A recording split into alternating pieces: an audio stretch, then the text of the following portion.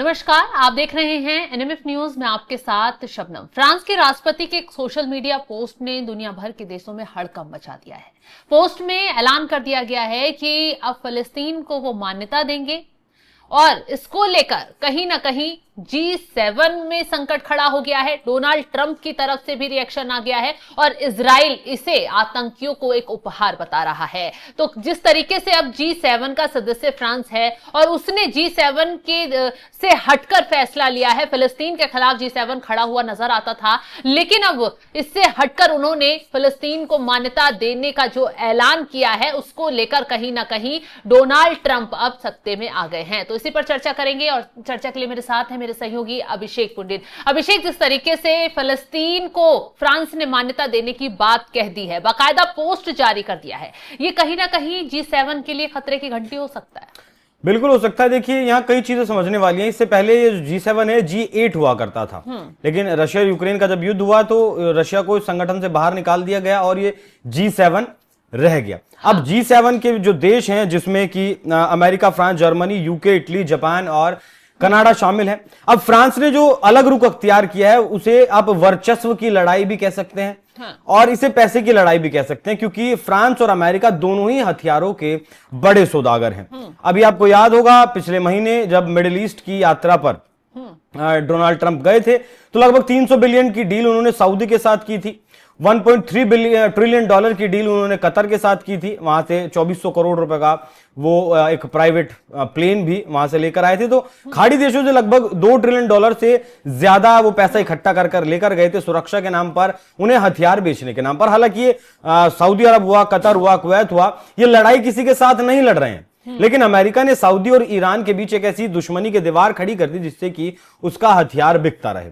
अब देखिए, जिस तरीके से ईरान और इजराइल का जब कॉन्फ्लिक्ट चल रहा था, उस वक्त G7 की बैठक थी। कहां? यहीं फ्रांस में G7 की बैठक थी शायद, और उस बैठक को छोड़कर ट्रंप वापस अपने देश चले गए थे। उन्होंने कहा था कि मैं कुछ बहुत बड़ा करने के लिए जा रहा हूं, जिस पर इमैनुअल मैक्रों ने लगभग चुटीले अंदाज में कहा था कि ट्रंप अब एक बार फिर से सीज फायर करवाने के लिए जा रहे हैं, जिस पर ट्रंप जाहिर सी बात है गुस्सा हुए थे और उन्होंने कहा था कि मैं कुछ बहुत बड़ा करने जा रहा हूं, सीज फायर करने नहीं जा रहा हूं। उसके बाद ही अमेरिका की तरफ से B-2 बॉम्बर आए, ईरान की जो परमाणु साइटें थी उन्हें तबाह किया गया, उनके ऊपर बम बरसाए गए। तो एक तरीके से अगर मैक्रो नहीं कहते कि वो सीज फायर कराने के लिए जा रहे हैं तो शायद हो सकता है कि ट्रंप अपने B-2 बॉम्बरों को ईरान में नहीं भेजते। पहला कारण ये। अब दूसरा ये समझिए कि जिस तरीके से मिडिल ईस्ट से लंबा चौड़ा व्यापार लेकर गए हैं ट्रंप, अब फ्रांस भी चाहता है इस तरीके से कि फ्रांस भी अपने हथियार बेचे मिडिल ईस्ट को, या फिर मिडिल ईस्ट में वो भी व्यापार करे, क्योंकि दोनों सबसे बड़े कहें तो आयातक हैं।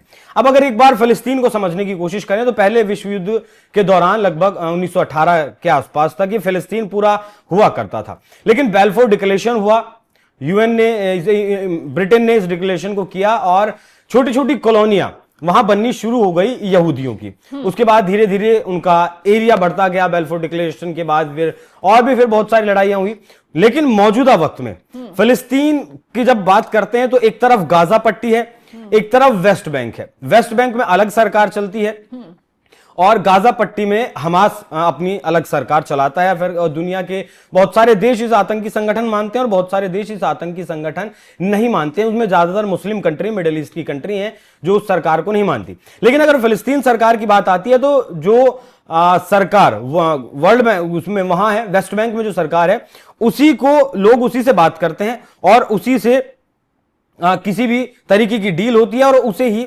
फिलिस्तीन माना जाता है। लेकिन अब जिस तरीके से ये दावा किया गया है, फिर कहा गया कि अक्टूबर नवंबर में जो समिट G7 का होना है उसमें खुले तौर पर ये ऐलान कर देंगे। ये एक तरीके से वर्चस्व की लड़ाई है। ट्रंप जिस तरीके से लगातार भारत और पाकिस्तान की लड़ाई को लगभग 27 बार बोल चुके हैं कि भारत और पाकिस्तान के बीच मैंने सुलह करवाई है, ईरान इजराइल के बीच मैंने सुलह करवाई है, लेकिन फ्रांस का जो फैसला है उससे सऊदी अरब, कतर, कुवैत, जॉर्डन, मिस्र, ये सारे देश बहुत खुश हैं। क्योंकि याद करिए, जब पिछले दिनों लगभग 3 से 4 महीने पहले गाजा पट्टी में जब हमले ज्यादा हो रहे थे इजराइल की तरफ से, तब जॉर्डन के राजा को अमेरिका, इसने ट्रंप ने बुलाया था और बुलाकर कहा था कि जो यहां गाजा में जो लोग हैं उन्हें आप अपने यहां पर शिफ्ट कर लीजिए। देखिए, आधिकारिक आंकड़े तो नहीं है, लेकिन कुछ आंकड़े बताते हैं कि गाजा में लगभग 13 लाख लोग रहते हैं। कुछ आंकड़े बताते हैं लगभग 21 लाख लोग गाजा में रहते हैं। और ये यूएन का रिपोर्ट है कि लगभग 13,000 बच्चे, बूढ़े, बड़े लगभग वहां माल न्यूट्रिशन का शिकार है, मतलब उन्हें ढंग से एक वक्त का खाना भी नहीं मिल रहा है। तो ऐसे में फ्रांस ने कहा है कि वो 2 स्टेट थ्योरी पर बात करना चाहते हैं। वो चाहता है कि ये युद्ध रुके, और जिस तरीके से वहां बच्चे मर रहे हैं, बड़े मर रहे हैं, और कोई भी देश उन लोगों को अपनाने के लिए तैयार नहीं है, वो वहां ऐसा ना हो, ये हमले रुके। लेकिन ट्रंप कह चुके हैं कि वो गाजा को खाली करेंगे, 50 अरब डॉलर लगभग जो है वो वहां लगाएंगे और वहां ट्रंप सिटी बनाएंगे। अब ट्रंप सिटी को इमैनुअल मैक्रो बनने नहीं देना चाहते। वो चाहते हैं कि वहां गाजा के जो लोग हैं वो रहें, क्योंकि इमैनुअल मैक्रो लगातार देखा गया है कि वो लिबरल छवि के नेता रहे हैं। फ्रांस में बड़ी आबादी में मुस्लिम भी रहते हैं, बड़ी आबादी में यहूदी भी रहते हैं, तो वो दोनों कर अपने वोट बैंक को साथ कर चलने की कोशिश करते हैं। हालांकि इस फैसले का उनके जो विपक्ष के नेता हैं वहां उन्होंने विरोध भी किया। जिस तरीके से इटली में मुस्लिम विरोध के नाम पर या फिर कट्टरपंथ के विरोध के नाम पर सरकार बनी है, ठीक वैसे ही फ्रांस में भी अभी फिलहाल ऐसी कोशिश चल रही है। खैर, फ्रांस का ये फैसला कई देशों के लिए झटके वाला है। इजराइल ने इसका विरोध कर दिया है और अमेरिका की तरफ से भी विरोध जाहिर कर दिया गया है, और इस फैसले को बता दिया गया है कि वो कहीं ना कहीं आतंकी संगठनों को बढ़ावा देने का काम कर रहे हैं। और बात अगर डोनाल्ड ट्रंप और फ्रांस के राष्ट्रपति की करें तो दोनों के बीच काफी वक्त से अनबन चल रही है। हाल ही में कनाडा में G7 की बैठक हुई थी, जिस बैठक में डोनाल्ड ट्रंप जल्दबाजी में बैठक छोड़कर चले गए थे। तो उस दौरान फ्रांस के राष्ट्रपति ने बयान जारी करते हुए कहा था कि ट्रंप को इजराइल और ईरान के बीच संघर्ष विराम की जल्दी लगी हुई है, इसीलिए वो बैठक छोड़कर चले गए। हालांकि सीधे तौर पर ट्रंप की तरफ से फ्रांस के राष्ट्रपति को जवाब दिया गया, साफ साफ कहा गया कि माइक्रो जो चाहते हैं वो यहां पर उनकी पब्लिसिटी वो चाहते हैं, वो इतने बड़बोले हैं, इस तरीके के शब्दों का इस्तेमाल ट्रंप की तरफ से किया गया। और खुलकर ट्रंप और फ्रांस के राष्ट्रपति के बीच ये खींचतान विवाद सामने आया। और जिस तरीके से अब फलस्तीन को लेकर फ्रांस ने कदम उठाया है, ऐलान कर दिया है बड़ा, उससे कहीं ना कहीं अब हो सकता है उन्हें भी G7 से बाहर निकालने की तैयारी शुरू हो जाए, माइक्रो को साइडलाइन करने की तैयारी शुरू हो जाए। और ऐसा हुआ तो वाकई कई देशों पर इसका बुरा प्रभाव पड़ेगा। फिलहाल इस खबर को लेकर आप क्या राय रखते हैं, कमेंट बॉक्स में अपनी राय जरूर बताइएगा। और तमाम बड़ी खबरों के लिए, अपडेट के लिए आप हमारे साथ जुड़े रहें। नमस्कार।